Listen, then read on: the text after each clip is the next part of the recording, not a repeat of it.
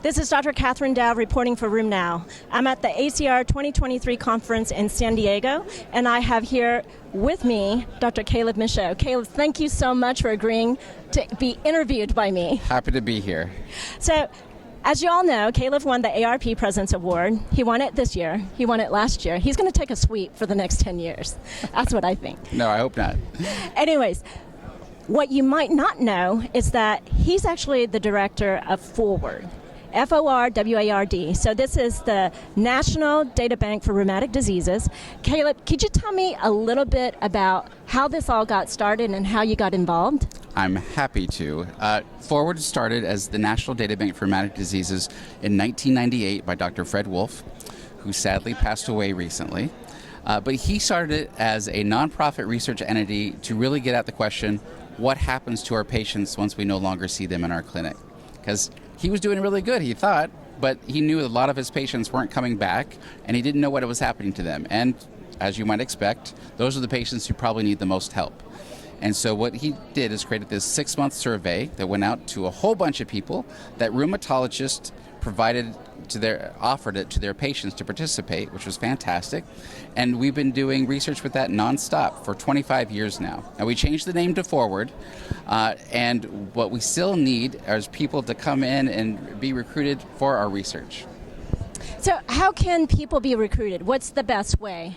The best way has been rheumatologists who want to contribute to research but may not have the time to do it as much themselves. What they can do is either offer something simple in the clinic to all of their patients they see over a month or two to say, hey, fill this out and you'll get something from Forward directly, or send an invitation to all their patients saying, hey, we really like this organization, they do good work, there's something, if you ever want to contribute to research, you could do that. Now, some rheumatologists really want to take it to the next level and ask research questions, and they want to get their patient data back, which we're happy to provide. Wow. Now, not a lot of people know this, but you're actually a rheumatic disease patient, right? I am a patient. Dr. Wolf diagnosed me with JRA back in the 70s when I was 3 years old.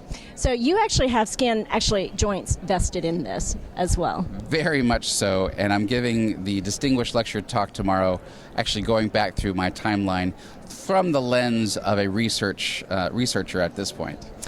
And then there's one more thing that I think our viewers should be aware of is Spielbound. Now, this is amazing because when I first met Kaleb, we were on the bus and he was telling me about this idea about, he's going to set up this cafe with all these board games, and I'm thinking to myself, that's brilliant. Why is it not in Dallas? Tell me about Spielbound. Spielbound Board Game Cafe is in Omaha, Nebraska. It's got 3,500 board games, the largest playable game library in the country, and that has been my side project, my passion project. I love it, and I'm actually doing research with it in the coming year or two, looking at cognitive behavior impacts of playing board games on a regular basis. So I'm taking that researcher hat to the next level. Oh my God, that's amazing. And if you want to donate to it, go to spielbound.org, right? Yep. So thank you so much, Kaleb, for letting me interview you, and it's so good to see you again. It's great to Follow see you. me on Twitter at KDAO2011.